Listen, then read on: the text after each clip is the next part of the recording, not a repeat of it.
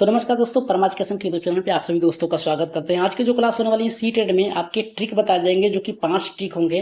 कौन कौन से ट्रिक हैं आप लोग देखिएगा, और किस प्रकार से प्रश्नों को सॉल्व करने का तरीका है उसे भी आप लोग देखिएगा, क्योंकि एग्जाम में जब बैठेंगे तो आप लोगों का यही जो तरीका है और यही कीवर्ड जो है आप लोगों को काम आएंगे। तो आगे बढ़ने से पहले बता दें कि जितने भी लोगों ने अभी तक हमारे चैनल को सब्सक्राइब नहीं किया तो सब्सक्राइब करके एक बार शेयर कर दीजिए अपने अपने ग्रुपों में, ताकि अधिक से अधिक लोग हमारे चैनल से जुड़ सके। और टेलीग्राम चैनल को ज्वाइन कर लीजिएगा, वहां से पीडीएफ आप लोग प्राप्त कर सकते हैं। तो शुरू करते हैं आज के पहले प्रश्न से। लेकिन बता दें कि जितने भी तरीके आप लोगों को बताएंगे 5 या 6, उसे आप लोग कंसल्ट करिएगा या फिर रट लीजिएगा, क्योंकि वही तरीका आप लोगों को एग्जाम में काम आएंगे। तो शुरू करते हैं आज के पहले प्रश्न से। तो पहला प्रश्न देखिए क्या करा है कि गणितीय अवधारणाओं को समझने का सर्वोत्तम तरीका क्या है, यानी गणित को समझने का सर्वोत्तम तरीका क्या होना चाहिए।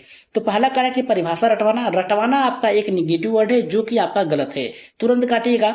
वास्तविक जीवन के उदाहरण के लिए देखिए, वास्तविक जीवन से जोड़कर अगर आप पढ़ा रहे हैं तो बालक बहुत ही बेहतर तरीके से सीखेगा, पॉजिटिव है। तीसरा करा है गणितीय सूत्र। देखिए गणितीय सूत्र जो होता है 6 से लेकर 8 तक के बालकों के लिए होता है, जो कि आपका गलत है। यहाँ पे आप प्रश्न सॉल्व कर रहे हैं 1 से लेकर 5 तक के बालकों का। तो यहाँ पे देखिए केवल पाठ्य पुस्तकों का उपयोग, केवल आपका एक निगेटिव वर्ड है। इस आधार पे आप लोगों को पता चल गया कि राइट आंसर वास्तविक जीवन के साथ उदाहरण होना चाहिए। जिस प्रकार से अगर बालक आता है विद्यालय में तो आप कहेंगे कि आपने बाहर बाइक देखा, वो कहेगा कि हाँ। आपने पूछा कि कितने बाइकें देखी, तो उसने कहा 2, ठीक है। फिर दूसरे बच्चे से खड़े कराएंगे, उससे कहेंगे कि आपने कुछ जानवर देखे, तो कहेगा कि हाँ। तो कहेंगे आपने कितने देखे, तो वो कहेगा कि 3, उसे भी जोड़ लीजिएगा। फिर तीसरे बच्चे से या फिर चौथे बच्चे से पूछिएगा कि आपने कुछ ऐसे जानवर देखे हैं जो कि जल और थल दोनों में रहते हैं, तो कहेगा कि हाँ। कितने देखे हैं, तो वो कहेगा कि 4। इस प्रकार से आप उसे 5वें बच्चे से जोड़कर उसे या फिर उन सभी से पूछ सकते हैं कितना होगा। तो बालक जवाब देगा सीधा है। वो वास्तविक जीवन से जोड़कर अगर पूछेंगे तो बालक जल्दी से सीखेगा। राइट आंसर ऑप्शन नंबर यहाँ पे दूसरा सही होगा। अगर प्रश्न सॉल्व करने का तरीका आप लोगों को बेहतर लग रहा है तो सब्सक्राइब जरूर करिएगा। दूसरे प्रश्न पे आगे बढ़ते हैं। दूसरा प्रश्न हमारा कह रहा है कि गणित शिक्षण में त्रुटि विश्लेषण का मुख्य उद्देश्य क्या है। अगर बालक त्रुटियां कर सीख रहा है तो उसका उद्देश्य क्या होना चाहिए। छात्रों की कमजोरियों को उजागर करना, नहीं। दूसरा कह रहा है छात्रों को दंडित करना, आपका एक निगेटिव पॉइंट है, काट दीजिएगा। तीसरा करा सीखने में बाधाओं को पहचान करना। सीखने में बाधाएं जो हैं उसे पहचान करने में मदद करती है कि किस प्रकार से आप सीख रहे हैं। जैसे बालक को यहाँ पे कुछ क्वाइन देंगे या फिर कोई वस्तु देंगे जिसे वो क्या करेगा, काउंट करेगा, और काउंट करते करते क्या करेगा, कहीं गलतियां कर देगा, तो फिर से कहेंगे कि आप फिर से रिपीट करिए। करते करते एक बार त्रुटि ऐसी आएगी कि जिससे पता चल जाएगा कि त्रुटियां क्या कर रहा है, जोड़ने में कर रहा है या फिर जोड़ने का जो तरीका है उससे गलती कर रहा है, या फिर अंकों के माध्यम से कर रहा है। इस तरीके से उसकी पहचान करके उसे आप सिखाने का प्रयास करेंगे। तो ये था आपका पॉजिटिव। चौथा करा कि परीक्षा के परिणाम जो होते हैं 6 से लेकर 8 तक के बालकों, यानी उच्च स्तर जो बालक होते हैं, उन तर्क करते हैं, उनके लिए होना चाहिए। ऑप्शन नंबर यहाँ पे जाएगा आपका दूसरे का तीसरे के साथ जाएगा। आगे बढ़ रहे हैं यहाँ पे नेक्स्ट प्रश्न के लिए। नेक्स्ट प्रश्न हमारा कह रहा है कि बाल गणितीय ज्ञान जो होता है, यानी आपका चाइल्ड जो मैथमेटिकल जो नॉलेज होता है, उसका आधार क्या होता है। पहला करा स्मरण शक्ति यानी सोचने की, दूसरा करा समझ की, तीसरा अभ्यास की, चौथा करा रटना।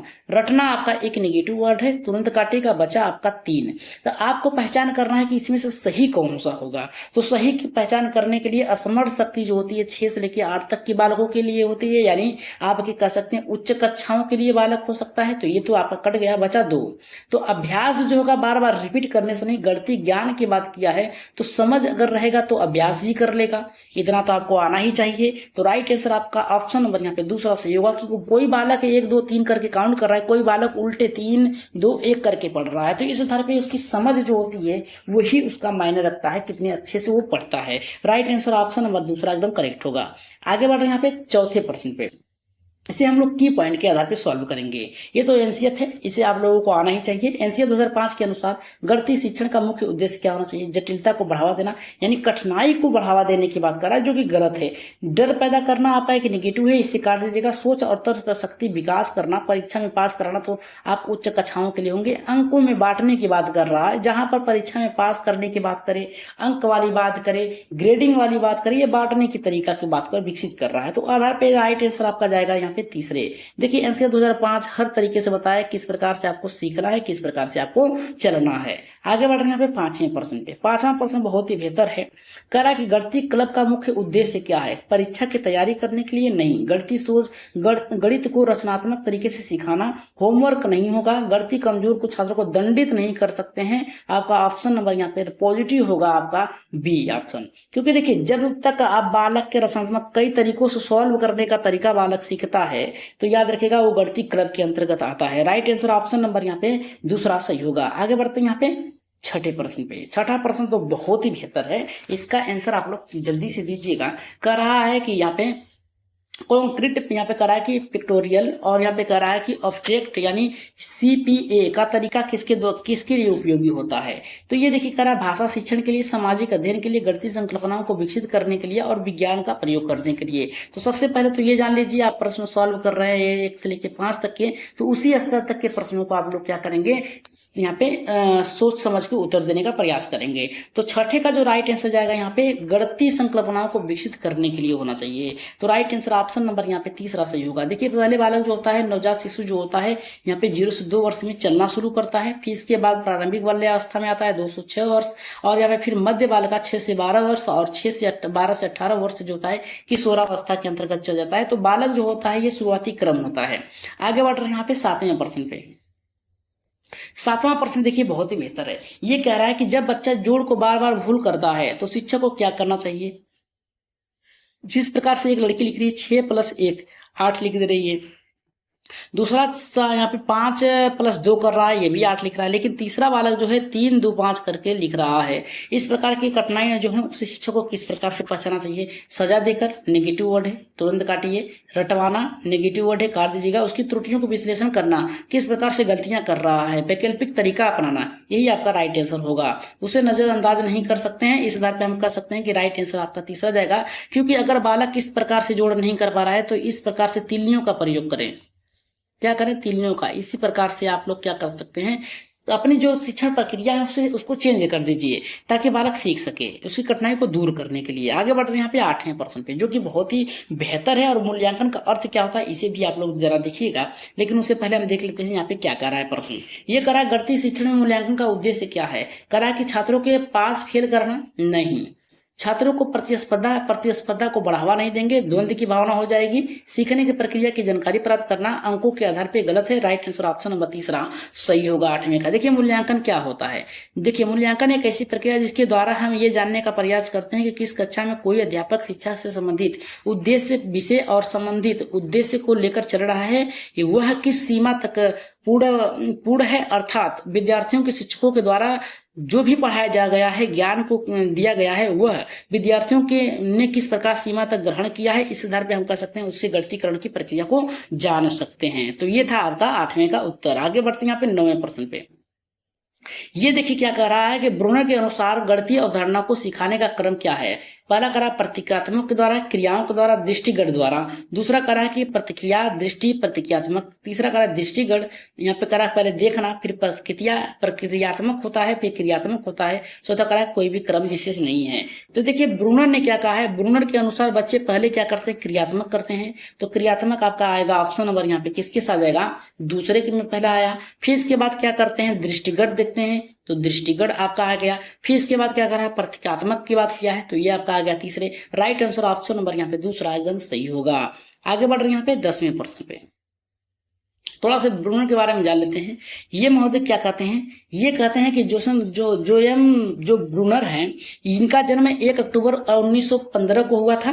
मृत्यु जो हुई थी 5 जून 2016 में हुई थी। ब्रूनर एक अमेरिकी मनोवैज्ञानिक है जिन्होंने मानव के संज्ञानात्मक विकास तथा संज्ञानात्मक अधिगम का सिद्धांत उल्लेखनीय योगदान दिया है। मुख्य बिंदु जो है जोरम ब्रूनर का परिचय है। ये आप लोगों ने देखा है किस प्रकार से इन्होंने अपनी जो थ्योरी है उसे प्रकाशित किया। इनका जन्म जो हुआ था ये कब हुआ था और मृत्यु इनकी कब हुई थी, ये आप लोग थोड़ा सा देख लीजिएगा। ये करा के संख्यात्मक बोध जो होता है, नंबर सेंस का अर्थ क्या होता है, संख्याएं गिरवाना, अंक रटवाना, आपका नेगेटिव तुरंत काटते चलिएगा, प्रश्नों को सॉल्व करिएगा तो देखिएगा एक नजर में जो नेगेटिव हो तुरंत काटिएगा। संख्याओं को समझ और लचीलापन, एकदम राइट आंसर ऑप्शन नंबर तीसरा सही होगा। याद करवाना आपका नेगेटिव वर्ड है, संख्या गिरवाना आपका रटवाना है, राइट आंसर ऑप्शन नंबर यहाँ पे तीसरा सही होगा। किस प्रकार से बालक क्या कर रहे हैं, क्रमों के साथ यहाँ पे सीख रहे हैं, लूडो के द्वारा, सुडोकू के द्वारा इस प्रकार से सीख रहे हैं ताकि बालक अच्छे से उस संख्याओं का बोध कर सकें। आगे बढ़ रहे हैं यहाँ पे नेक्स्ट प्रश्न जो कि 11वां है। ये देखिए क्या कर रहा है कि गणित का डर दूर करने के लिए शिक्षक को क्या करना चाहिए, करा के अधिक होमवर्क नहीं, सख्ती से बढ़ावा नहीं, रुचिकर गतिविधियों से बढ़ावा देना चाहिए। जिस प्रकार से हमने आपको बताया कि इनको कुछ यहाँ पे टॉय दे दीजिएगा या फिर कोई वस्तु दीजिएगा जिसके माध्यम से वो सीखें, यानी शिक्षण रणनीतियों को बदलना चाहिए ताकि बालक अच्छे से रुचि ले उसमें, यानी डर को हटाना चाहिए और नंबर सेंस को बढ़ाना चाहिए। आगे बढ़ रहे हैं यहाँ पे 12वें प्रश्न पे।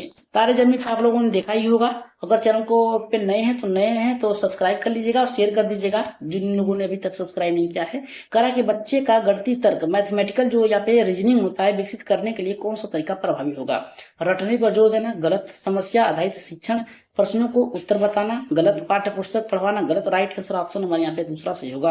यहाँ पे देखिए अगर ये फैन गिर गया तो कैसे गिरेगा, यानी किस प्रकार से बालक सोचता है तो उसकी सोच को यहाँ पे और भी मान्यता देनी चाहिए ताकि वो अच्छे से आपसे प्रश्न कर सकें। अगर प्रश्न बार प्रश्न बालक पूछ रहा है तो समझिए बहुत ही अच्छे तरीके से तर्कात्मक सोच को विकसित कर रहा है। यदि एक छात्र बार घनमूल निकालने में गलती कर रहा है तो शिक्षक को क्या करना चाहिए, उसे फटकार लगानी चाहिए, गलत है, उसको यहाँ पे ट्यूटर करना चाहिए और यहाँ पे करा कि प्रक्रिया को पुनः भौतिक उदाहरण समझाना चाहिए, उसे परीक्षा में बैठने से रोकना चाहिए, गलत है। राइट आंसर ऑप्शन नंबर यहाँ पे 13वें का जो जाएगा आपका यहाँ पे तीसरे के साथ जाएगा, ऑप्शन नंबर यहाँ पे तीसरा सही होगा। उसकी जो प्रक्रिया है उसे चेंज कर दीजिए आप लोग। 14 का देखिए क्या करा है, गणितीय सी यहाँ पे शिक्षण में समूह कार्य का मुख्य लाभ क्या होता है, समय व्यतीत करना, बजट करना नहीं, जल्दी से उत्तर देना नहीं, सहपाठी से सीखना और सहयोगात्मक एकदम सही होगा। राइट आंसर ऑप्शन नंबर यहाँ पे तीसरा, तीनों लोग मिल के कार्य करेंगे तो जल्दी से सीख लेंगे। आगे बढ़ रहे हैं यहाँ पे 15वें प्रश्न पे। 15 का करा है कि बच्चों को गणितीय समस्या को हल करते समय कौन सी आदत विकसित करनी चाहिए, उत्तर की पुष्टि करना, किस प्रकार से उत्तर है एकदम सही है, पॉजिटिव है। कर समय की गणना करना, समय की गणना नहीं करना है, बालक को सिखाना है, अंकों की गिनती करना नहीं, प्रश्न छोड़ देना नहीं। राइट आंसर ऑप्शन नंबर यहाँ पे पहला सही होगा। अगर हम बात करें 16वें प्रश्न की जो कि बहुत ही बेहतर है, ये करा कि वर्गमूल यानी स्क्वायर रूट की अवधारणा को सबसे पहले किस स्तर तक समझना चाहिए, पहला करा प्रक्रियात्मक स्तर पर, दूसरा करा अमूर्त स्तर पर, तीसरा करा के दृष्टिगत और ठोस स्तर पर और चौथा करा की परिभाषा में। तो राइट आंसर यहाँ पे किसके साथ जाएगा, 16 का उत्तर आप लोगों को देना है, इसका आंसर हम लोग छोड़ रहे हैं, आप लोग कहाँ देंगे कमेंट बॉक्स में इसका आंसर बताइएगा कि कौन सा सही होगा 16 का। आगे बढ़ते हैं यहाँ पे 17वें प्रश्न पे। 17 करा है कि बच्चों के पूर्व ज्ञान जो है यानी पीयर जो नॉलेज है का उपयोग क्यों आवश्यक है, पहला का समय बचाने के लिए, पाठ जल्दी खत्म करने के लिए, सीखने को उसके अनुभव से जोड़ने के लिए, चौथा कराएंगे केवल औपचारिकता के लिए। तो राइट आंसर यहाँ पे 17 का किसके साथ जाएगा, तो 17 का जो राइट आंसर जाएगा ऑप्शन नंबर यहाँ पे तीसरा सही होगा, सीखने के उसके अनुभव के साथ जोड़ना। जितना भी आप अनुभव के साथ जोड़कर पढ़ाएंगे, बालक पहले से देखा है उसके साथ जोड़कर पढ़ाएंगे तो बालक बेहतर तरीके से सीख लेगा। अगर हम बात करें 18वें प्रश्न की जो कि बहुत ही बेहतर है, करा एनसीए 2005 के अनुसार गणितीय शिक्षण में किसकी भूमिका होती है, ज्ञान देने वाले की, अनुशासन बनाने वाले की, सहायक मार्गदर्शन के लिए, केवल परीक्षा केंद्रित होने चाहिए। तो राइट आंसर यहाँ पे 18वें किसके साथ जाएगा, तो सहायक और मार्गदर्शक के रूप में होनी चाहिए एक शिक्षक को। तो राइट आंसर यहाँ पे हमारा ऑप्शन नंबर यहाँ पे तीसरा सही होगा। यहाँ पे देखिए क्या कर रहा है, राष्ट्रीय पाठचर्या रूपरेखा एनसीएफ के द्वारा बच्चों को क्या, कैसे और पढ़ाना चाहिए। राष्ट्रीय पाठचर्या रूपरेखा 2005 इन्हीं प्रश्नों पर ध्यान केंद्रित करता है कि बालकों को किस प्रकार से पढ़ाना चाहिए। रविंद्रनाथ टैगोर ने सभ्यता और प्रगति की यहाँ पे बात कही है, जिसमें उन्होंने कहा बताया है कि सृजनात्मकता और यहाँ पे उदार मंद बचपन जो होती है एक कुंजी होती है जिसे नकारात्मक स्वर यहाँ पे न समझ कर वयस्क संसार द्वारा उनकी विस्तृतियों को यहाँ पे खरा उतरता है। आगे बढ़ रहे यहाँ पे पीडीएफ प्राप्त कर लीजिएगा आप लोग टेलीग्राम से। यहाँ पे करा कि गणित में खोज आधारित अधिगम डिस्कवरी बेस्ड लर्निंग जो होता है यहाँ पे करा कि किस पर बल देता है, पहला करा उत्तर हटवाने पे, गलत है। शिक्षक पर निर्भरता करता है छात्रों की भागीदारिता और खोज पर। राइट आंसर ऑप्शन नंबर तीसरा सही होगा। पाठ्य पुस्तक पर अच्छांतर करना यह गलत होगा। राइट आंसर ऑप्शन नंबर यहाँ पे तीसरा सही होगा। अगर हम बात करें आज की क्लास का लास्ट प्रश्न जो कि 20वां है, इसका आंसर आप लोग कमेंट में दीजिएगा। रिमेडाइल टीचिंग का उद्देश्य क्या होता है? मेधावी बच्चों के लिए विशेष कक्षा, गणित को कठिन बनाना और कमजोर छात्रों को गलतियां सुधारना, पाठ्यक्रम जल्दी खत्म करना। तो राइट आंसर यहाँ पे किसके साथ जाएगा? 20वें का। अगर हम 20वें की बात करें तो इसका राइट आंसर आप लोग दीजिएगा। पहला सही होगा, दूसरा, तीसरा या फिर चौथा। जल्दी से इसका आंसर आप लोग कमेंट बॉक्स में दीजिएगा और बताइएगा कि आज की क्लास आप लोगों को कैसी लगी। जाते जाते आप लोग अपना सुझाव जरूर दीजिएगा कि हमें किस प्रकार से और भी तरीके से प्रश्न को पेश करना चाहिए ताकि आप लोगों को और भी बेहतर तरीके से समझ आ सके। तो आज के लिए इतना ही, धन्यवाद। जाते जाते सब्सक्राइब चैनल को जरूर करिएगा, सब्सक्राइब करके शेयर कर दीजिएगा और टेलीग्राम चैनल को ज्वाइन कर लीजिएगा। पीडीएफ प्राप्त करने के लिए नंबर पर संपर्क कर सकते हैं, आप लोगों को मिल सकता है। तो आज के लिए इतना ही, धन्यवाद।